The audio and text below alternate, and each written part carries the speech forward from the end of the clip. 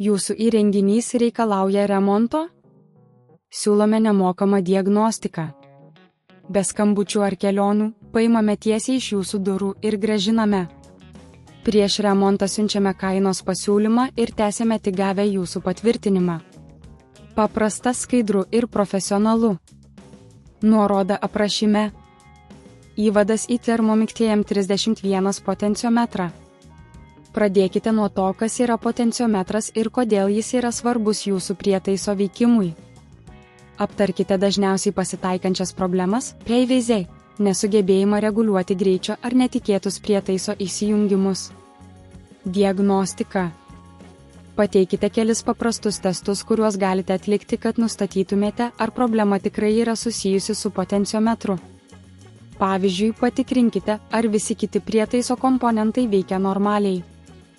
Jeigu ne, galbūt problema yra kitur.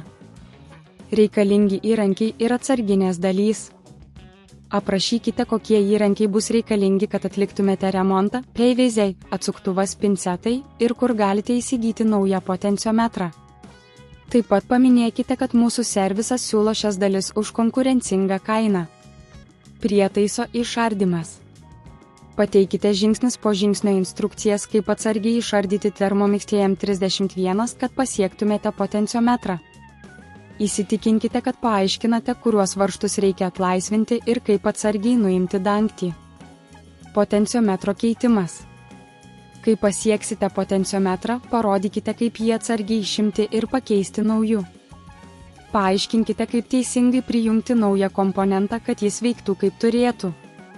Prietaiso surinkimas. Po to, kai pakeitėte potenciometrą, parodykite, kaip vėl surinkti Thermomix TM31. Atkreipkite dėmesį į tai, kad visi varžtai turėtų būti tinkamai sugriežtinti ir dantis uždarytas. Testavimas. Po remonto paaiškinkite, kaip patikrinti, ar prietaisas veikia tinkamai. Paminėkite, kad jei vis dar kyla problemų, turėtumėte kreiptis į specialistus.